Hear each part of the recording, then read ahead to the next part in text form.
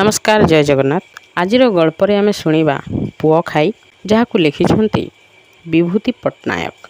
हठात लाइन कटी बिजुली आलुओ लिभिगले घरर केउ कोणे अवहेलित हो पड़ा भंगा महमबतीटी जेमिति हठात मूल्यवान भली मने हुए, सेहीपरि चिरदिन कर्तृपक्ष दृष्टि अंतराल रही आसीथिबा अवहेलित श्यामघनपुर ग्रामटी निर्वाचन बेले ठीक सेमिति गुरुत्वपूर्ण हो उठिला। बामपटे पुओ खाई नईर लहलह जीभ आउ डाहाण पटे दीर्घ 7 माइल व्यापी सुविस्तृत कोइलिखिया कंटा परिवेष्टित पथुरिया गहीर श्यामघनपुर ग्राम को नाली सड़क आउ पुलिस थाना ठारू दूर रे रखी आसीथिला। किंतु निर्वाचन बेले हठात गोटे सरू कच्चा सड़क लंबी आसिला श्यामघनपुर को। गाँवर कला कला चाषी लोक माने देखिले सेई कच्चा सड़क देई अनेक गुड़ाए अद्भुत विस्मय सबू गाँ भीतर को जा आस कले। प्रथमे आसिला बीडीओ साहेबंक जीप, कच्चा सड़क रे धूली उड़िला। लोके शुणिले श्यामघनपुर गाँ निम्न प्राथमिक विद्यालय कुआड़े एथर ए अंचलर भोट ग्रहण केन्द्र हब। गतथर भोट ग्रहण केन्द्रटा 3 माइल दूर रे होइथिला। सेथिपई ए गाँर लोके नई पहरी भोट देई दिनक लागी राजा हवा पई मन बलाई नथिले। तेणु एथर बहु कष्ट करी भोट ग्रहण केन्द्रटा 3 माइल पछकू घुंची आसिला। एई गहीर धान खेत, पुओ खाई नईर जल, एइथिरे ए तळमाळ लोकंक जीवन केउ राजा केउठी राजपण करुछि सेमानंकु सेई कथा बुझिबा पई बेल नाही। बैशाख मासरे बेल जगी माटी न ताड़िले माटी ठरकी जीव। टोपाए बरसा जल माटी छुईले धरणी मा हेला ऋतुमती। बिहन न पकाइले फसल हानि। तापरे आसिला बच्छा बेउषण। कियारी कियारी रे पाचिला फसल हाट बसिला। तापरे फसल आउ जीवन, ए दुईटा जाक कथा श्यामघनपुर गाँर चाषी मानक जीवन रे दुईटी अविच्छेद्य धारा। राजनीतिर जटिल ग्रंथि रे एही स्वाभाविक जीवनर धारा एपर्यंत धरा देइनी। सेई गाँव रे आम निर्वाचन जरूरी। ट्रकटा भोट ग्रहणर पूर्व दिन संध्या रे आसी ठिया हैला। आख पाख अध माइली दूर रे गाँ नाही। विचित्र एक ग्राम, गहीर मझिटारे समुद्र भीतरर द्वीप भली। ए गाँटा को देखी मो मनरे भौतिक भावर संचारित हेउथिला। बेश सुविस्तृत ग्राम, ताल तमाल नारिकेल कुंज भितरे एक छाया शीतल परिवेश। किंतु ग्राम सीमांतरे ठिया होई दूर को चाहिए मातृभूमिर रुक्षतारे मनटा हाहाकार होई उठे। आम पोलिंग पार्टीर अन्यान्य सहकर्मी माने ट्रक रु अवतरण करी रहिबार व्यवस्था करबाकू लागिले। रोसई व्यवस्था पाई पियनंकु मु दुकान को पठाइली। दुकान रु फेरी पियन जो संवाद देला सेथिरे मु स्तंभित होई गली। किरोसिनी 6 टांकीर मूल्य 3 अणा। वर्षकरे 3-4 थर गाड़ी करी दुकानी 9 माइल दूर रे थिबा बजार रु किरोसिनी आणे। लोके जालंती पुलांग तेल। मु सचकित हेली। जीवनटा ताहेले एठारे पुलांग तेलर दीपालोक भली शांत उज्ज्वल, किरोसिनी आलोक भली धूम्राभ दुर्गंधमय नुहे।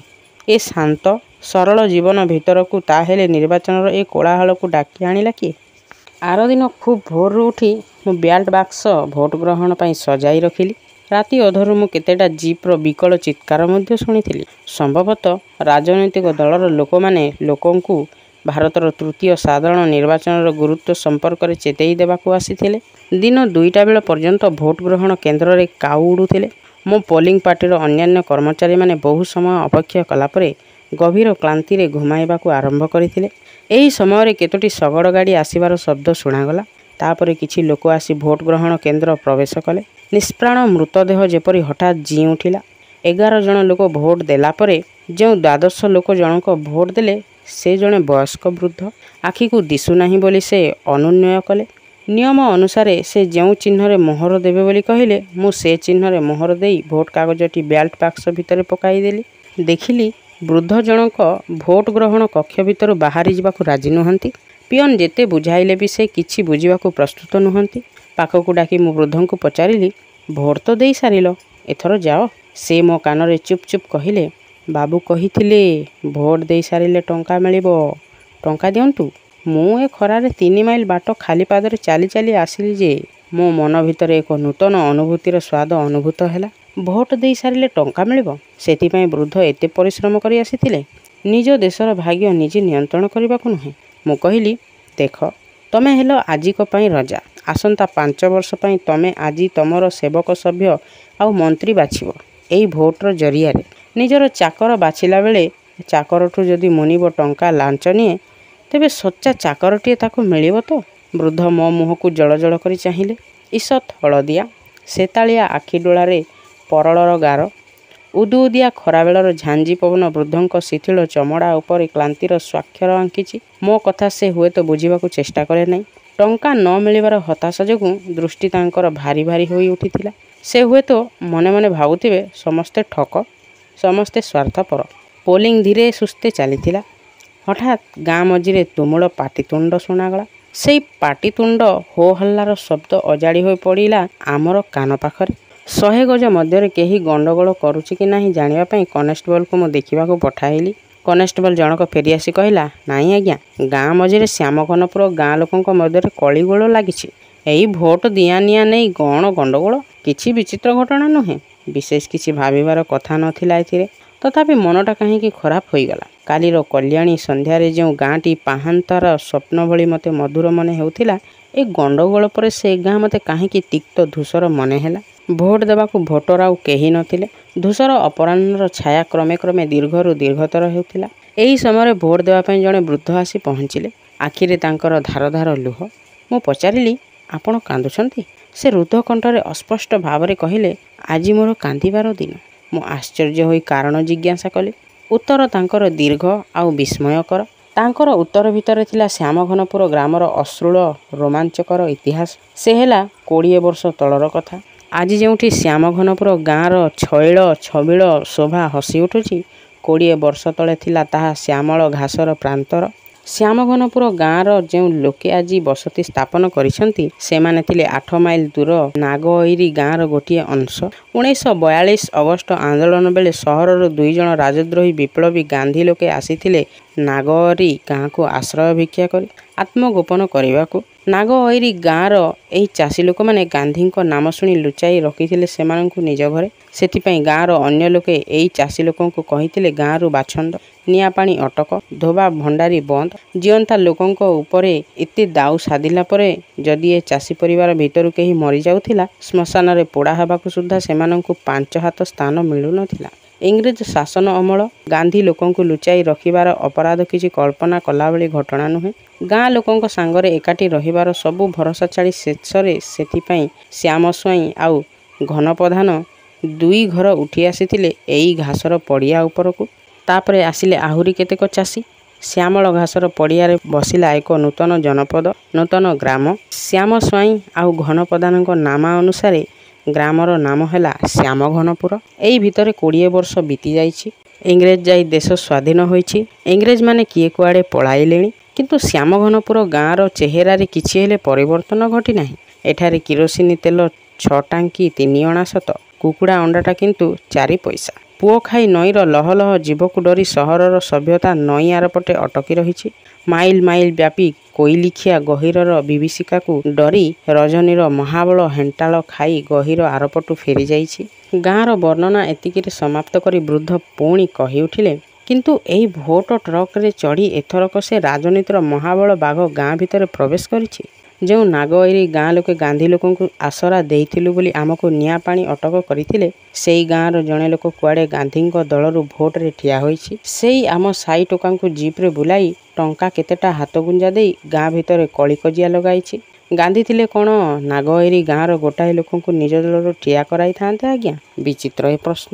ସହକାରୀ କର୍ମଚାରୀ ଭାବରେ ଭୋଟ ଗ୍ରହଣ କରିବାକୁ ଆସିଥିବା ଜଣେ ସାହିତ୍ୟ ସଚେତନ ନାଗରିକ ଏହାର କି ଉତ୍ତର ଦେଇପାରନ୍ତା? ଆଉ କେତେଜଣ ଭୋଟର ଆସି ପହଞ୍ଚିଲେ। ପୁଣି ଭୋଟ ନିଆଁ କାମ ଆରମ୍ଭ ହୋଇଗଲା। ଭୋଟ ବାକ୍ସ ବନ୍ଦ କରିବା ପାଇଁ ଯେଉଁ କେତେକ ଆବଶ୍ୟକୀୟ ଫର୍ମ ପୂରଣ କରିବାର କଥା, ମୁଁ ତାହା କରିବାକୁ ଆରମ୍ଭ କଲି। କିଛି ସମୟ ପରେ ଜଣେ ପୋଲିଂ ଅଫିସରଙ୍କ ପାଟି ଶୁଭିଲା, ସାର୍। ଦୃଷ୍ଟି ଉତ୍ତୋଳନ କରି ଚାହିଁଲି। ପୋଲିଂ ଅଫିସର ଜଣକ କହିଲେ, ଏ ବୁଢ଼ୀ ଆପଣଙ୍କୁ କ'ଣ କହିବ? ଭୋଟ କାଗଜ ଖଣ୍ଡିକ ଧରି କାଖରେ ଗୋଟିଏ ଛୋଟ ଶିଶୁକୁ କାଖେଇ ବୃଦ୍ଧା ଜଣେ ଠିଆ ହୋଇଛନ୍ତି। ହୁଏତ ଭୋଟ କେମିତି ଦେବେ ସେ ପ୍ରଣାଳୀଟା ସେ ବୁଝିପାରୁନାହାନ୍ତି। ତାହା ଭାବି ମୁଁ ତାଙ୍କୁ ବୁଝାଇବାକୁ ଚେଷ୍ଟା କଲି। ସବୁ ବୁଝିସାରି ବୃଦ୍ଧା ପଚାରିଲେ, ତମ ଚିହ୍ନଟା ଏଇ କାଗଜରେ କେଉଁଠି ଅଛି ଦେଖାଇ ଦିଅ, ମୁଁ ତାହାରି ଉପରେ ମୋହର ମାରିବି। ମୋ ନିର୍ବାଚନ ପ୍ରତୀକ? ମୁଁ ଅବାକ୍ କଣ୍ଠରେ ବୃଦ୍ଧାଙ୍କୁ ବୁଝାଇ ଦେଲି ଯେ ମୁଁ ଏକ ପ୍ରତୀକହୀନ ସାଧାରଣ ଲୋକ। ଭୋଟରେ ଠିଆ ହେବାର ସୁଯୋଗ ମୋର ନାହିଁ। ମୁଁ ସରକାରୀ କର୍ମଚାରୀ। ବୃଦ୍ଧା ଜଣଙ୍କ ଆଖିରେ ନିରାଶର ଛଳଛଳ ହୋଇ ଆସିଲା। ସେ ଭୋଟ କାଗଜଟା ମୋ ହାତକୁ ଫେରାଇ ଦେଇ ଚାଲିଯିବାକୁ ବସିଲା। ଭୋଟର ଲିଷ୍ଟରେ ଛକି ଦିଆସାରିଲାଣି। ବ୍ୟାଲେଟ୍ କାଗଜ ତାଙ୍କ ନାମରେ ଦିଆସାରିଲାଣି। ଭୋଟ ବାକ୍ସରେ ନ ପଡ଼ିଲେ ନାନା ଅସୁବିଧା। ମୁଁ ବୃଦ୍ଧାଙ୍କୁ ବୁଝାଇ ଭୋଟ ଦେବାକୁ ଅନୁରୋଧ କଲି। ବୃଦ୍ଧା ଛୋଟ ଶିଶୁଟିକୁ ନିଜ କୋଳକୁ ଆଉଜାଇ ଆଣି କହିଲେ, ଯିଏ ସବୁ ଭୋଟରେ ଠିଆ ହୋଇଛନ୍ତି ବୋଲି କହିଲ, ସେମାନେ କେହି ଏ ଗାଁକୁ ଆସିନାହାନ୍ତି। ତମେ ତ ପୁଅ ଏତେ କଷ୍ଟ କରି ଆସିଛ। ଆମ ଦୁଃଖ କଷ୍ଟ ଦେଖିଗଲ। ଗାନ୍ଧୀଙ୍କି ସବୁ କଥା କହିବ। ମୁଁ ଯଦି ଭୋଟ ଦେବି, ତମକୁ ହିଁ ଭୋଟ ଦେବି। ଭୋଟ ଗ୍ରହଣ କେନ୍ଦ୍ରର ସେଇ କକ୍ଷରେ ବୃଦ୍ଧାଙ୍କ ସେଇ କଥା କଳ ଗୁଞ୍ଜନର ଘୂର୍ଣ୍ଣି ସୃଷ୍ଟି କରି ନୀରବ ହୋଇଗଲା। କିନ୍ତୁ ସେହି କଥାର ଗଭୀର ଆବେଦନ ମୋର ହୃଦୟ ମନକୁ କଲା ଆବେଶ ପ୍ରପୀଡ଼ିତ। 4:30 ହୋଇଯାଇଥିଲା। ଭୋଟ ଗ୍ରହଣ ସ୍ଥଗିତ ରଖିବାର କଥା। ବୃଦ୍ଧାଙ୍କୁ ବୁଝାଇବା ପାଇଁ ମୋର ସମୟ କିମ୍ବା ଯୁକ୍ତି ନଥିଲା। ଫେରସ୍ତ ଭୋଟ କାଗଜର ତାଲିକାରେ ବୃଦ୍ଧାଙ୍କ ଭୋଟକୁ ଅନ୍ତର୍ଭୁକ୍ତ କରି ମୁଁ ଭୋଟ ବାକ୍ସ ବନ୍ଦ କଲି। ସର୍ବମୋଟ 145 ଜଣ ଭୋଟଦାତାଙ୍କ ଭୋଟର ଭ୍ରୂଣରେ ଗର୍ଭବତୀ ବାଲଟ ବାକ୍ସ। ତୃତୀୟ ସାଧାରଣ ନିର୍ବାଚନର ଜନମତକୁ ଗର୍ଭରେ ଧରି ସହସ୍ର ସହସ୍ର ବାଲଟ ବାକ୍ସ ହୁଏତ କାଲି ଫେରିବ। କିନ୍ତୁ ଶ୍ୟାମଘନପୁର ଗ୍ରାମ ଭୋଟ କେନ୍ଦ୍ରର ଯେଉଁ ଅସନ୍ତୋଷକୁ ଗର୍ଭରେ ଧରି ଏ ବାଲଟ ବାକ୍ସ ହୁଏତ ଫେରୁଛି, ତାହାର କ'ଣ ଅନ୍ୟ ବାଲଟ ବାକ୍ସ ସହିତ ତୁଳନା ହୋଇପାରେ? ମୋର ସନ୍ଦେହ ହେଲା, ଶ୍ୟାମଘନପୁର ଗ୍ରାମ ଭୋଟ ଗ୍ରହଣ କେନ୍ଦ୍ରରୁ ଯେଉଁ ଗର୍ଭବତୀ ଭୋଟ ବାକ୍ସ ଯାଉଛି, ସେ ହୁଏତ ଏ ଦେଶର ଗଣତନ୍ତ୍ରର ତଣ୍ଟି ଚିପି ମାରିବାକୁ ଏକ ଅଶୁଭ ସନ୍ତାନ ପ୍ରସବ କରିବ। ଭୋଟ ଗ୍ରହଣ ସରିଯାଇଛି। ଏଥର ଆମର ଟ୍ରକ୍ ଫେରିବ। ପ୍ରିଜାଇଡ଼ିଂ ଅଫିସର ଡାଏରୀ ଲେଖା ଶେଷ କଲେ। ମୁଁ ବଡ଼ ଲଫାପାକୁ ବନ୍ଦ କରିବି। ସମାପ୍ତ। ସୂର୍ଯ୍ୟର ଶେଷ କିରଣ କକ୍ଷର ଝରକା ବାଟେ ଭିତରକୁ ଆସୁଛି। ବାହାର ପଟେ ଆମ୍ବ ତୋଟାରେ ଗୋଟିକିଆ କୋଇଲିଟିଏ ବସି ଗୀତ ଗାଉଛି। ଦୂରରେ ଦିଶୁଥିବା ଫସଲ କ୍ଷେତ ଉପରେ ଧଳା ହଂସ ଦଳେ ପକ୍ଷ ତୋଳି ଉଡ଼ି ଯାଉଛନ୍ତି। କଲମକୁ ଓଠରେ ଚାପି କିଛି ସମୟ ମୁଁ ଭାବି ବସିଲି। ଟ୍ରକ୍ର ହର୍ଣ୍ଣଟା ବାଜି ଉଠିଲା। ଜୀବନର ବାସ୍ତବତା ଏକ ଟ୍ରକ୍ର ଶ୍ରୁତିକଟୁ ଶବ୍ଦ ଭଳି ନିଷ୍ଠୁର। ସେଠାରେ ସଙ୍ଗୀତ ସ୍ୱରହୀନ, କବିତା ଛନ୍ଦହୀନ।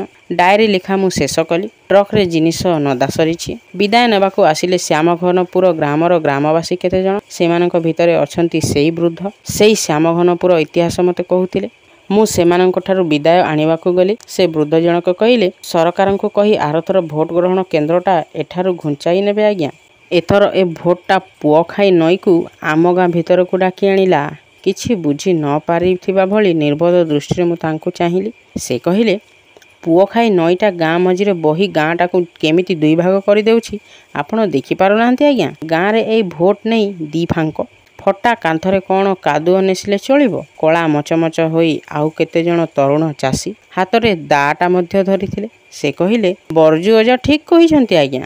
ଆମେ ଚାଷୀ ଲୋକ, ଖଟିଲେ ଖାଇବୁ, ନହେଲେ ମଲୁ। ଏଇ ଫସଲ କିଆରି, ଗହୀରର ପବନ, ପୁଅଖାଇ ନଈର ପାଣି ଥିଲେ ଆମେ ଅଛୁ। ଭୋଟ ଆମର କ'ଣ କରିବ? ଟ୍ରକ୍ ପୁଣି ହର୍ଣ୍ଣ ଦେଲା। ମେଘ ଉଠି ଆସୁଛି। ଶୀଘ୍ର ପକ୍କା ସଡ଼କ ନ ଧରିଲେ ଡିଜେଲ ଟ୍ରକ୍ଟା ବିଲ ଭିତରେ କଚ୍ଚା ସଡ଼କରେ କାଦୁଅ ରାସ୍ତାରେ ମୁହଁ ମାଡ଼ି ପଡ଼ିବ। ମୁଁ ଟ୍ରକ୍ ଆଗ ସିଟ୍ରେ ଉଠିଲି। ଟ୍ରକ୍ ଚାଲିଲା ପୁଅଖାଇ ନଈର କୂଳେ କୂଳେ। ଶାନ୍ତ ସୁନୀଳ ପୁଅଖାଇ ନଈ। ମୃଦୁ ହିଲ୍ଲୋକରେ କଲ୍ଲୋଳିତ ତାର ଜଳ। ପୁଣି ବର୍ଷାଦିନେ ଜଳର ଫୁତ୍କାରରେ ଅଶାନ୍ତ ତାର ବୁକୁ। ଭୋଟ କେବଳ ଶ୍ୟାମଘନପୁର ଗାଁକୁ ନୁହେଁ, ଭାରତର ଅସଂଖ୍ୟ ସରଳ ନିରୀହ ଗାଁକୁ ଏଇ ପୁଅଖାଇ ନଈର ଧାରକୁ ଟାଣି ନେଇ ଗାଁକୁ ଦୁଇ ଭାଗ କରିଦେଉଛି। କେତେ ନିରୀହ ପୁଅଙ୍କୁ ଖାଇ ନଈଟା ସତେ ବହି ଚାଲିଛି।